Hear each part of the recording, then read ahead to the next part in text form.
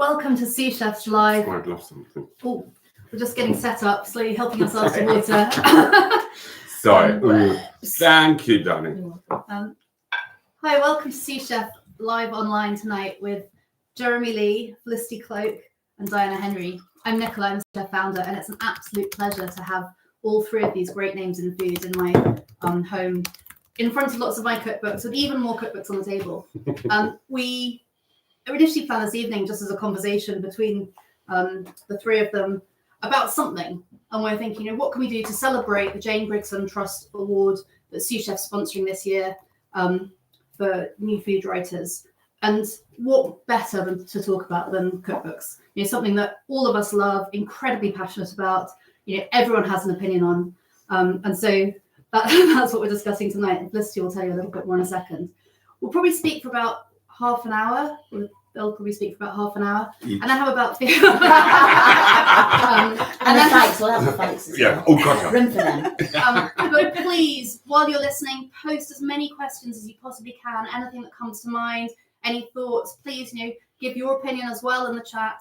But any questions, Holly in our team will also make sure she's writing down, scribbling down, such that we can then ask these guys your questions at the end. So we'll probably have about 15 to 20 minutes of questions towards the end.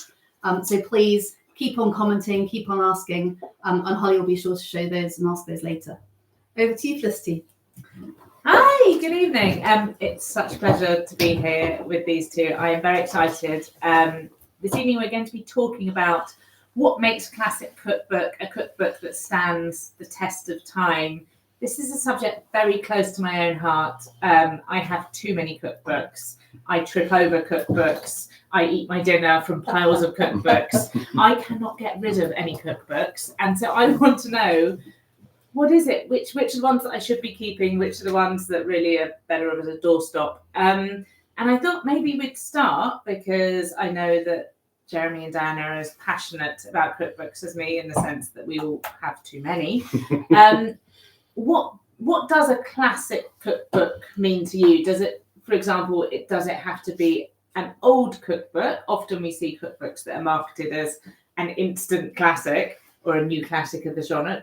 Does a classic cookbook have to be old? And if so, how old?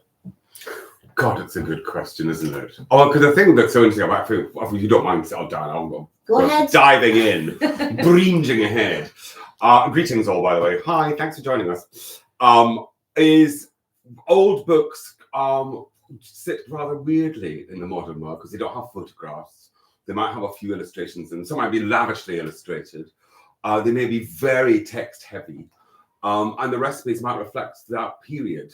So recipes in the 1930s, not so great. Recipes in the 1940s, really not so great. 1950s, best moved on from tinned food and nuclear families. And then the revelation in the 60s, when Elizabeth David really began to become well known. And so it's interesting following the cycle of cookery books. And I think the thing that these, mostly the modern classics, really came with a tsunami that started in the 80s, I think, really, when the great cookbook publishing world went absolutely ballistic, and then started this thing, which hasn't really stopped since. Maybe it's time to, I don't know. We can come on to that. I think basically what a classic is what's really important to you. When I look back at my own kind of like cooking life, the things I go back to are Jane Brigson and Claudia Roden. I mean, some have come up during the time, so that this will be since the 80s. This is an Australian book by Stephanie Alexander. And if I have any book which is as close to kind of like it covers everything as you get, not one single recipe in there, but it's all about where you should store them, what you look for when you buy them. So all of those kind of like nitty-gritty things that you need to know. And then she just does her recipe. It follows alphabetic kind of list of, all the foods that you can buy. But I really love, there's a bit down the side where she puts, say she's writing about fennel. So she's put her fennel recipes in. And then on the side she go, fennel goes with, and it's kind of like, I used to just kind of go through that and think, what could I do with that and that?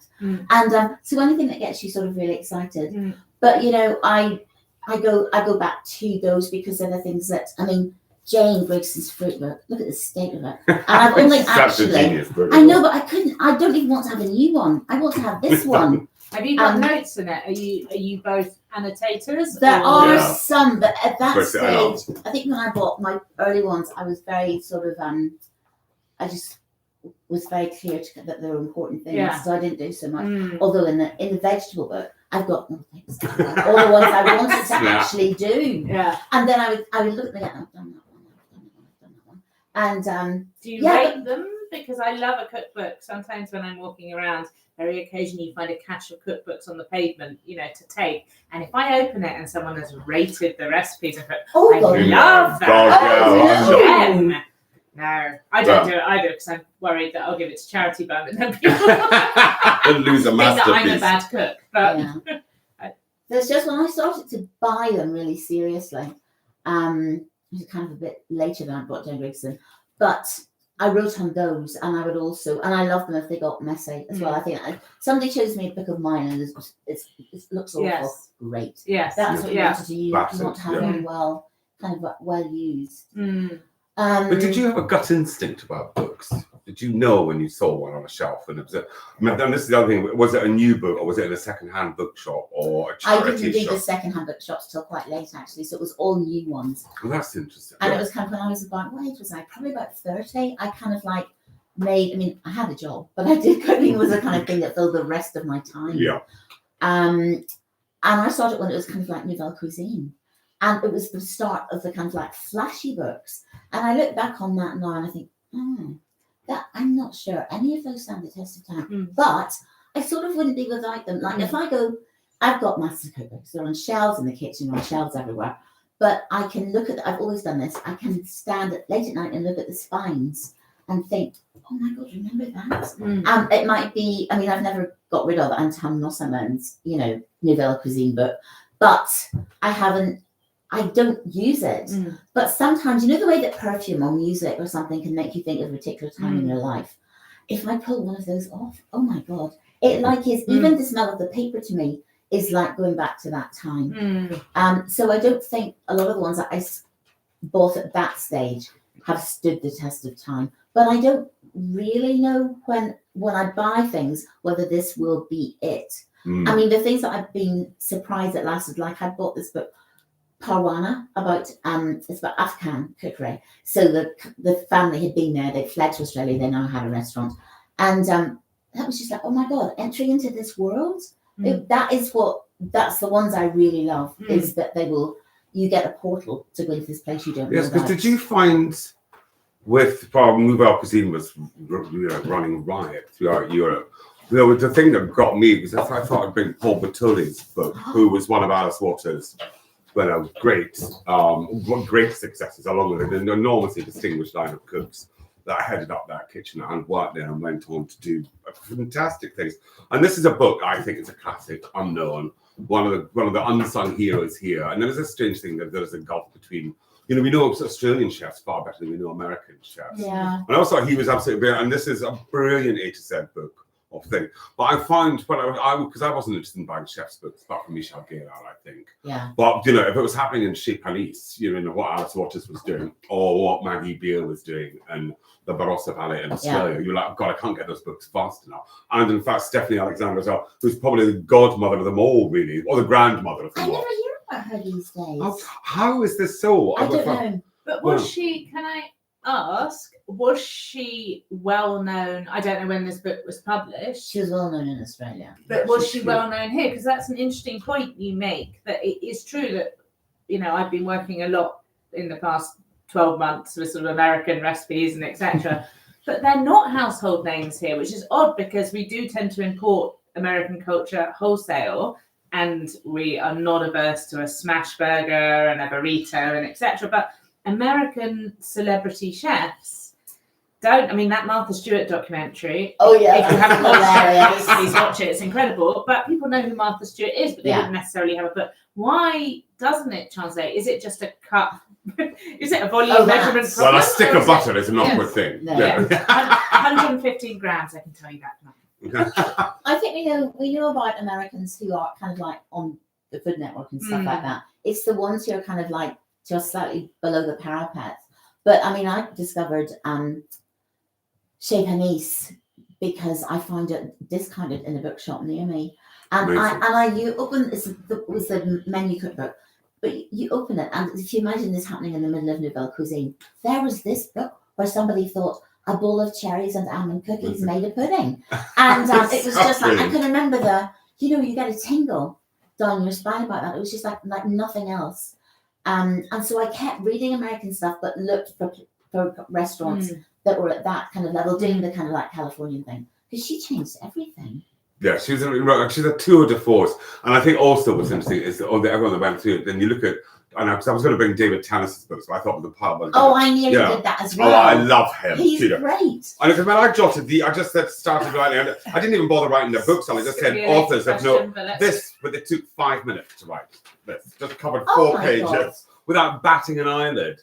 And I just thought, David Tannis, same school as Pelvertor, came just after him. And then of course the thing is that Richard Olney had such a huge influence on Alice Waters and started creating those menus with her. And of course she liked out because they had Kermit Lynch bringing over Domaine Tompier. So Lulu's Provençal table comes in. And so there's this amazing weaving of stories throughout all this one. And this is in California on French cooking. And because Olney was down in Provence. And so there's this astonishing network, this incredible food community and family through it all, which I find endlessly fascinating. I know, you kind of like plug into that. And then if I don't, it sounds very pretentious, but sometimes if I think I've lost my way, then Chez Panisse is my lodestar. I go back every time. And all the people connected to that.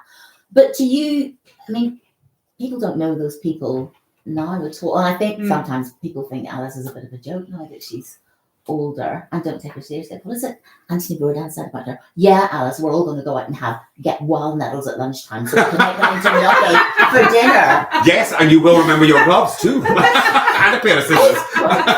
And that exquisite basket. But do you think they have stood the test of time? I think her books are absolutely beautiful. I've got a whole shelf of them, and even the later ones, when it's pantry pages and all stuff like that. So it's just, they are absolutely ravishing.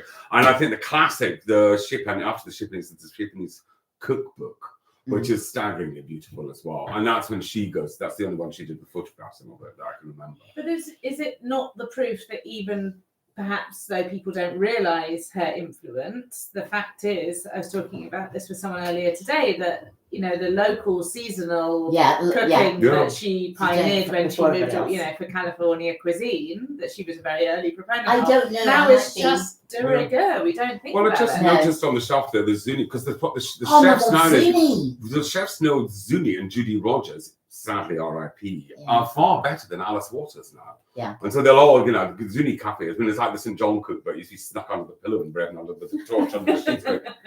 Can I cook that? Dishes we could never in a million years imagine putting on our menus in restaurants, let alone cooking at home. And that book took her, 10, 15 years to write, after gathering recipes for forever. And so I think this also brings in another question.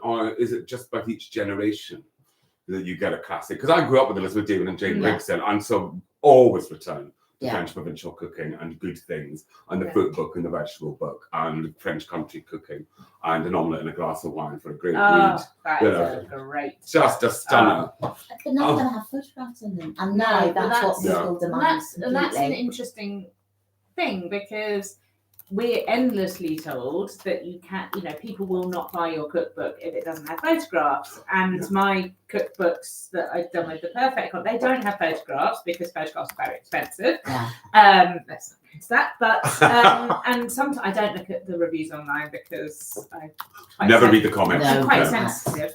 But, very occasionally I see a 1-star, no photos sent it back, and I think that's sad. Because that's my book.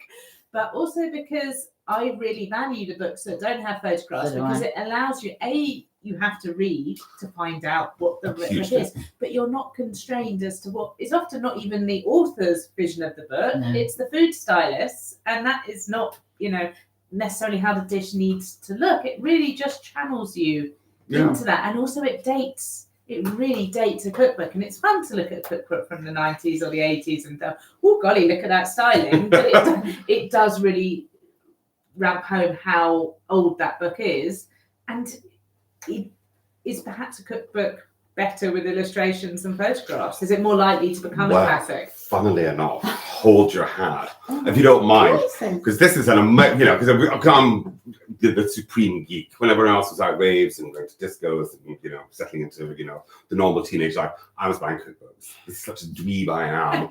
But I would stumble on things like this, and this is beautifully titled "Bacon and Hams." Niche. Quite niche.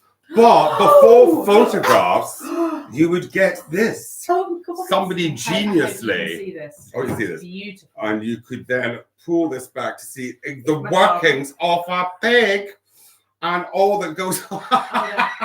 Isn't it extraordinary? And the intestines move. On the intestines, you can do all, so you can do, well, I'm not going to touch it because I don't know how anything, it doesn't tell if this will start kicking. It'll come to life if I start playing with it, just because it is so lifelike, it's terrifying. But this is all, there you go. It all just does all this stuff. Cool. It's just amazing. See, told you, it's going to come to life Lost again. a liver, I think. I think we need to get Dr. House in here, too sweet. And then, but then you go through the rest of the book, and it is all literally, well, it's actually, this is quite lavishly photographed about, but carcasses of pigs cooling in the factory, not the butcher's shop. I don't think you would get away with a pig carcass book. And that's a Wiltshire cut Kingdom of the Pig. Yes, exactly. I didn't really. I had not noticed whether books really had photographs or not. I remember when my first one got commissioned, I didn't want any photographs in it, and that was quite snooty actually. I think with me because I have to have photographs. And then of course I love doing that now. And you like thinking of the kind of visual world that you're creating. But I would have been quite happy to have mine just print and all of the ones that I most enjoyed were like that. I mean, you don't need to see Claudia Roden or indeed anybody else in Egypt. You just need to hear about going for tea with her and her aunts and the kind of the tinkling spoons and all that. Yeah. You just like that was you. Those transportive voices. Oh as well. yes. Yeah, those voices that somebody just captured as well. And because this is the other thing. What is it that has a book about how you clocking it on the shelf and then picking it up? And lifting and opening and going, oh God, done, right, I'm off to the till now. Can't wait to get this one home and start tucking into it. And is it, because we've got, this looks like a incredible compendium of recipes, this Stephanie Alexander one. Yeah. Does a classic cookbook need to feel comprehensive and practically useful? Or does it also need to have that extra something that, say, you might see from Jane Grigson, where you might not from, say, the Dairy Book of Household Cookery, which was my mum's Bible growing up that you got from the milkman, which had lots of, I remember, great recipes in, but there wasn't that sort of the context, the research, the personality of the author. I don't know who wrote that, but, I don't know. Who can say? Does it need to have Margaret that extra Patton, thing? probably. Oh yes. I reckon. I know. I don't actually. I see kind of like books in two different ways. I think there are ones that are more practical, and I think there's some which is all about that person's voice and taking you somewhere. Those are my favourites, but I don't, I don't want people to take the ones that I use most often to check kind of like how to make lemon curd, for example, that kind of thing. I want to be able to go and access that. I wonder whether increasingly things like that, where you want a trustworthy recipe that perhaps you can riff on or you don't want, whatever, but, a solid base, that's something that's going to go online from a trusted source. I don't trust any of them. No. I'm Sorry. Oh no, the BBC. Oh yes, I know. The secret weapon. Every good cookbook has got a reference to the BBC. One. Every time. Best kept secret in town. I just blew it. Sorry, world. Have you tried them? I've had so many things go completely wrong. All right, beyond. Always look at the comments underneath before making. Having just said, don't read the comments. Absolutely read the Always comments. on other people's recipes, Charlie, not on your own. Of course Clearly. not. Clearly. I know. Divine. But David does. I can think of some recipes. So Elizabeth David, a huge Elizabeth David fan in the sense that an omelette and a glass of wine you mentioned earlier was, I think, her and Nigel Slater's Real Food, I think it was, were the two things that got me very excited about food and cooking as a sort of, nice student later, type. definitely. Yeah. You know, they showed me that it didn't just have to be Delia, and I'm very keen on Delia, but you know, I don't think she herself would say that she aims to be transportative. She's a reliable, great recipe. Oh no, I think she taught an entire generation how to cook. Oh yeah, That's how, you know. But I wouldn't necessarily turn to Elizabeth David if I wanted a recipe to work in the way that Delia, not because I'm sure she couldn't cook them, but because she, you know, there's a lot of It's missing. yes, there's, you know, you have to read book between bourguignon is the one lines. paragraph. Yeah, Which in any other book would be 3 pages. Yeah. Sometimes I read them just for fun. But then you can have, you know, what's it called? Yeah. Mastering Art of French Cookery. Oh, So Julia. that, Complete. pages and pages. But I go back to that sometimes if it's something like that. but does a classic cookbook, do the recipes need to work all of the time, or is it more than just that? And that's a really good one, because Elizabeth David always said, oh, look, forget the first edition, because the book's any good if we're going to a second edition. Wow, what an assumption. Yeah. We'd be so lucky. And interestingly, our paperback, much later edition of Italian Food was given a foreword by Julia Child. And Julia Child said, I would no more get away with writing a book like this in America than Fly in the Sky. Wouldn't forget it. She said, so getting to write a foreword for David is big time for me. And she said, Elizabeth, quoted Elizabeth David, said the later editions were always better because you could work on, you know, anything. If someone went, oh God, I should have done that better. I would, and if I could do it over again, I would have done it this way. And then Julia Child then said, but the fun thing with Elizabeth David is, even if you forgive it, well, nothing bad's going to happen. It might not be what you think, but it'll come out okay.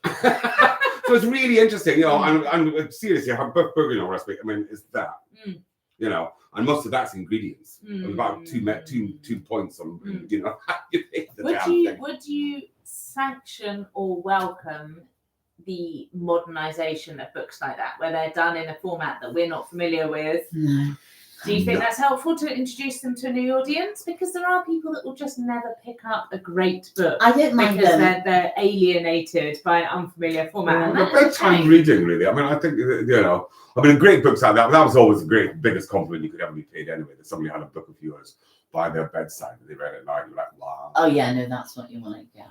I mean, that's supreme. And I think E. David had that in buckets and spades. I mean, a lot of people are like, yes. I thought and Jane Grigson as well. Yeah, oh, for sure. And Claudia Worker. Her recipes work, and then you also have the sort of witty or erudite. Oh, all of those forward to things the that you had recipes, bits of her, you had poetry, you had. It's kind of like, you know, Astonishing. some of those the introductions. This kind of, I think Maybe it's called a very stupid sour sop or something like that. Something you don't kind of like think of actually these days. But I think she wrote about that, and it began on a lawn in front of an opera, and it's like, oh my God, you know, and you have to be quite brave to do that. I think so. Now, Michael Smith writing about 18th century cooking, and one of his recipes were, little gobbets. Like, who's going to make little gobbets? Like, really? Oh, wow. Yeah, go for it, you know. But they were just a fantastic discovery, because I mostly had Marks and Spencer's books at home with Mum.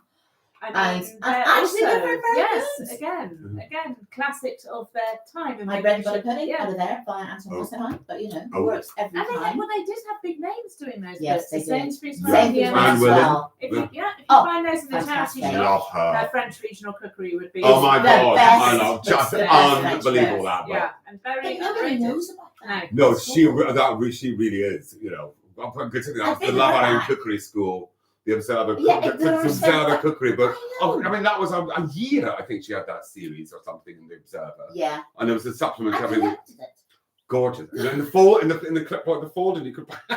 Yeah, I used to use that recipe for the Normandy apple tart. Delicious. Really. I mean, That what impressed greater people. compliment. I know. I mean, really, it's kind of yeah. no. It is.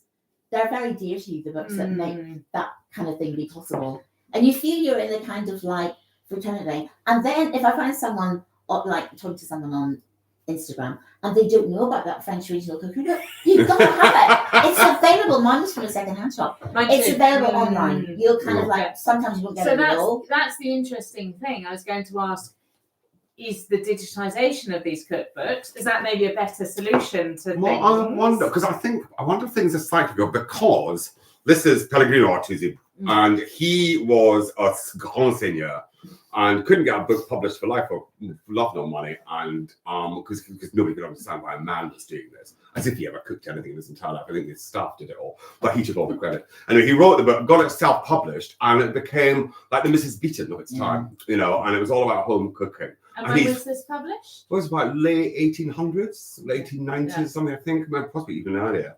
And then hilariously, he is the one that brings in is a recipe for a tomato sauce in here. And the intro involves Papa Pomodoro, who's the local priest, who's called Father Tomato, because he's in everything.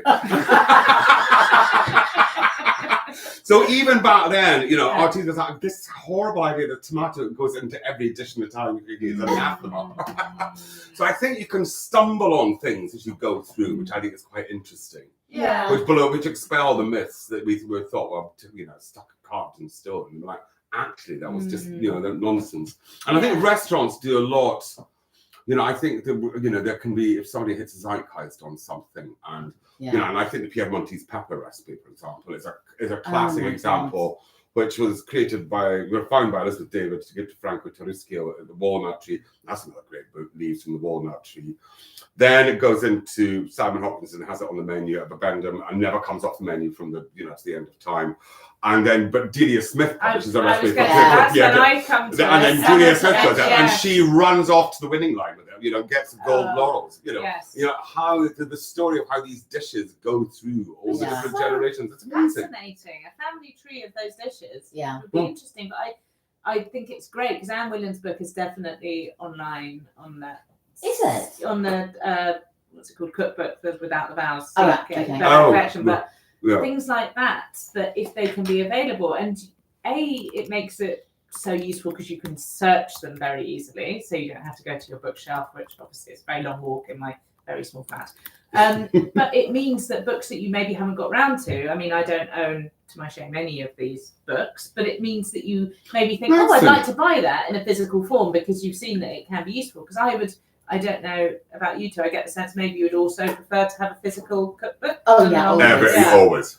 But it's helpful if I told you just before we started, I've got 3 copies of Alan Davidson's Atlantic, because I've got so many books. I keep losing them. Yes, and then buy another one. And then you got pleased you discussed this. It's the guiltiest pleasure. I've just got to buy another one. I haven't got that edition. And I'll have that one. I do it immediately. I don't even wait. Press. I know. It's not so, I mean, home's bad enough, but work is getting out of control. I mean, it's like every time you turn on, it's like, it's another long no, you do knock things down in my living room. Terrible. I think it's all the people who live with me, actually. I mean, that's a consideration in a way. If you become, and I am obsessed with them, but they've been one of the greatest joys of my life. But then I hear one of my children falling over one of them. And that's not very fair. They're quite dominant in my house. I think the thing that you can access them online is good, actually. Yes, even if you've got the physical copy. Well, if you really like it, yes. Well, the obvious thing is, if you really like it, then you might be able to then just go, actually, we really like to have the original, you know, and get the publication. Yes, and then because the second-hand world is amazing. Yes, yeah, and that's an interesting thing in itself. If you had to save, so we've got these small piles of books in front of you. Are these the books that you would save potentially from a catastrophic event? If you're throwing that one out, I'd love it. Don't have that. You're not so my lunch cook, which was my first cookbook. Brilliant. We can see that. So that is my first cookbook, and I was already keen, but I think it's in immaculate condition. But I just, that set me off. You know, because because I wanted to be in this world. Look how colourful it is. Right? Yes, so brilliant. And then I liked all the stuff they had in the kitchen. You know, they had red pots and they had stripy blue and white jugs. And I thought, this looks like such fun. And then you start off doing like peppermint creams. And then, what's the other one? The coconut ice. Coconut ice. Oh my God. And those are so easy. And then you can go on to the other things, like the baked eggs and tomatoes. Oh, right, okay. I'll swap you my Artusi for your fun. Very beautiful. I know you've got that. You've got them all. Naturally. I now feel that I want to buy some more because I don't have any of yours. It's shocking, I know. You're constantly on the edge of a rabbit hole, but I can dive back in. Do you still get excited when when you buy a new one or a new one arrives? Yeah, I'd say not every time a book arrives through my door, which sounds very spoiled, but I do And I have get a problem. And a lot of cookbooks are published, and I feel that maybe the market might be slightly saturated, but that is not to say that there is not room. There are many unfilled gaps in the market that I would be very excited to see books on. Yeah, because I think the two arenas that I think of, well, three in actual fact, Latin America and Africa and the bulk of Eastern Europe. They're opening up in a way that we had no idea. Yeah, Eastern Europe seems to be the few things being published, but I'd love to see more specific books about countries in Africa, not just a sort of pan-African cookbook, which is obviously a ridiculous idea in the same way as a pan-Asian cookbook. One time, which is good. Yeah, it would be nice. That's completely new. Yeah, no, I love the stories of those gorgeous lads, the grown-up boys. You know, when they were growing up and they had a catering company, and went to an eminent bookshop, which I won't mention any names, and asked where the African section was, and shamefacedly the student looked down and went, and in the dark corner was this empty shelf labelled Africa, nothing. And everything else was, 1,000 books on French cooking and what have you. And they went, right, that's, and so that spurred them up, right? And they're, and that's Nigerian.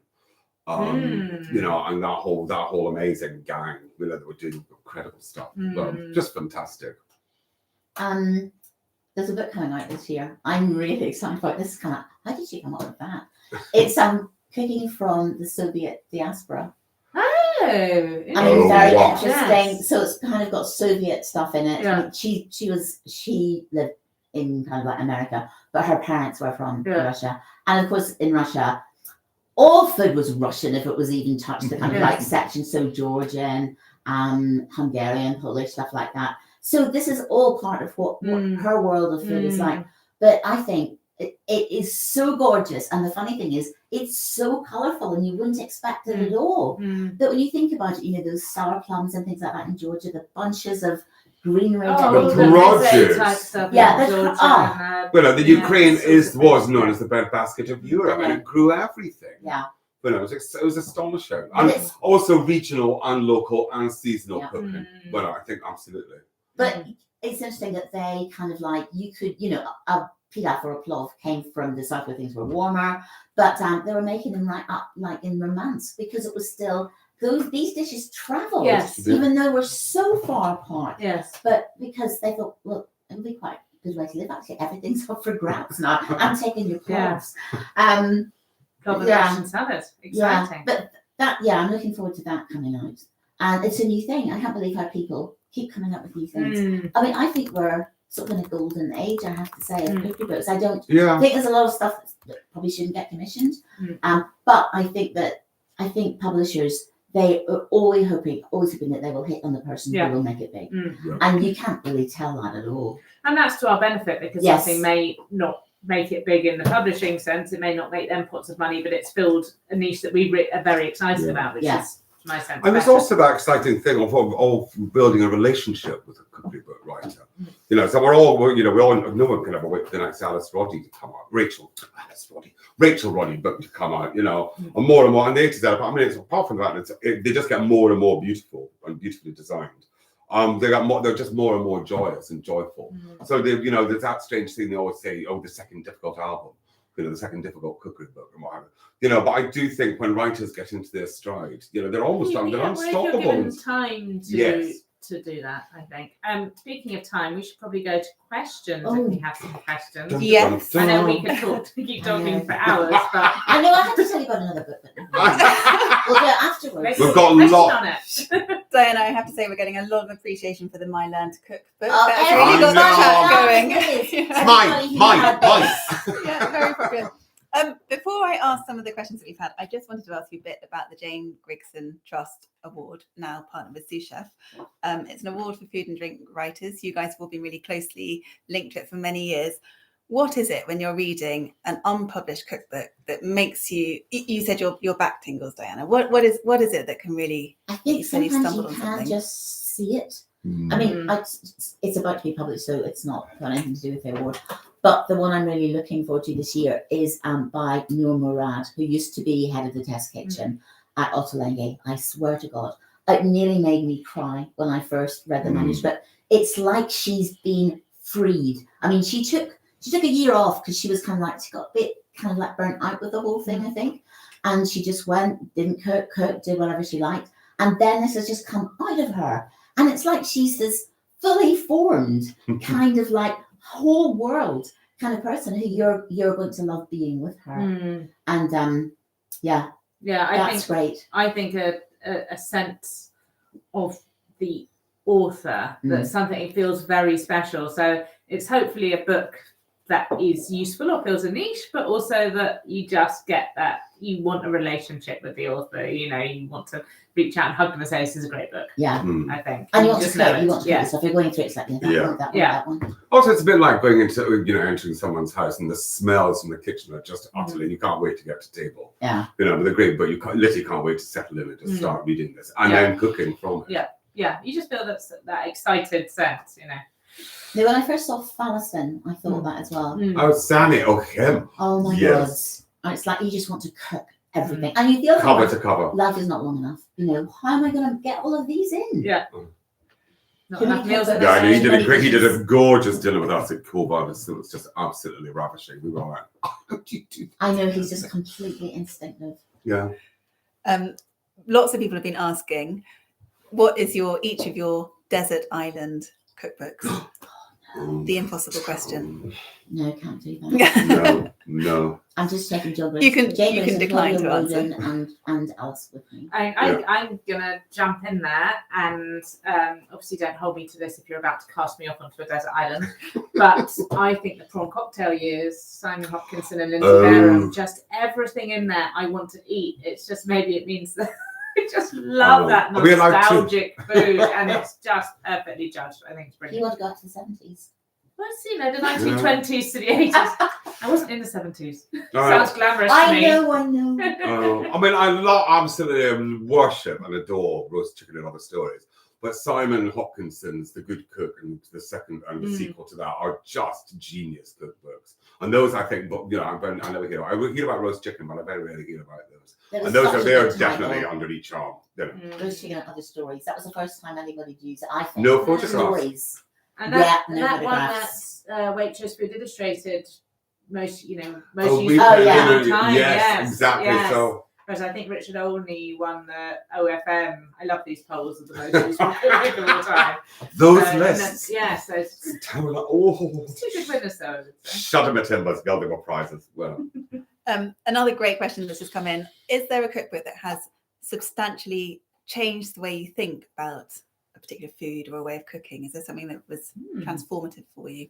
Oh, Madhur Jaffrey, Invitation to Indian Cooking. Yes, I forgot about her. Her TV series. When I was a kid, I was a teenager, and it was the first thing I got to cook in Mum's kitchen was an Invitation to Indian Cookery.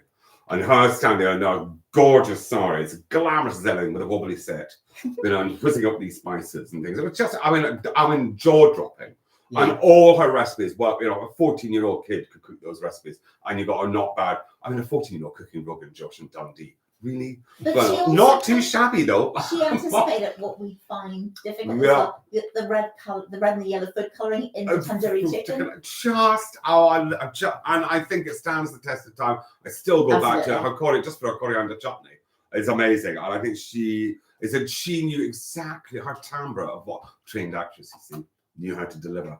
So she just captured you with her voice and you were just immediately seduced. I think it's a genius book.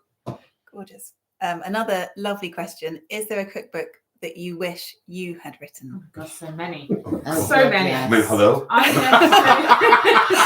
I think, lots, but the thing that I think is such a great concept and has done so well, and I think I could be much wealthier if I thought of, is Rukmini Iyer's Roasting Tin series. They're brilliant, and what a great idea. I really wish I'd thought of that.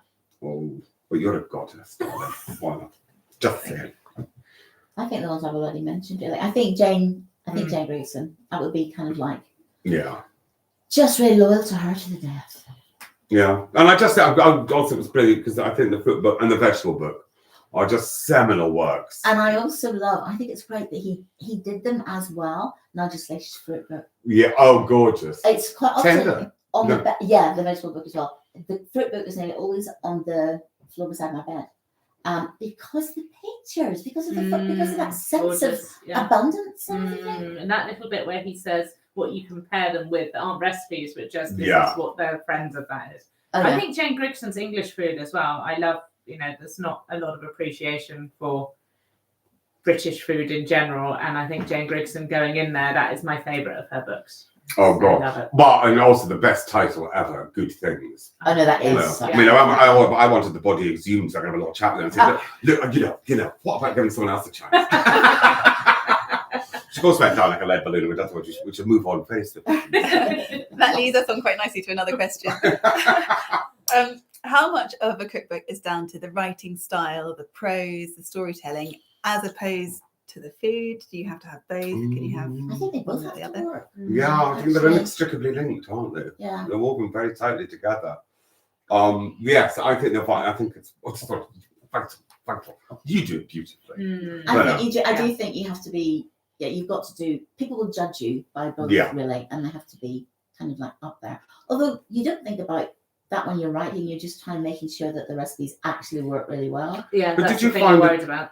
Came naturally with when you write your books because you weave together recipes and prose beautifully. And it's very natural. It feels effortless. The first one I wrote, someone asked me this recently, did I think it would be good and did I think that it would be coming out again 25 years later? Absolutely not. I just wrote a book that I thought I would like to read. And I had a little baby, so he was sleeping and I was kind of like working in the middle of the night in the door, the room next to him, hadn't got a clue, just kind of like just wrote what I wanted to write. Mm-hmm.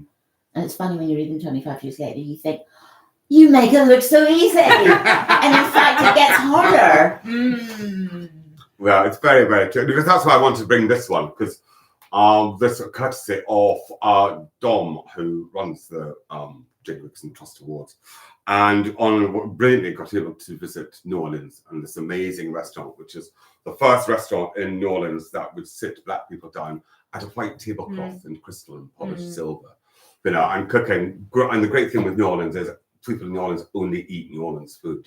There might be a bit of Vietnamese going on in one corner, but mostly, it is you don't see anything but gumbo and fried chicken and the ram of all the various other dishes. It's amazing. Is that still a place? Yeah, This is very much still. I mean, that's why this is an immaculate condition because it's But no, that's this is very new, much based on an old book. Yeah. But I think books often bring you to time and place, and tell a story.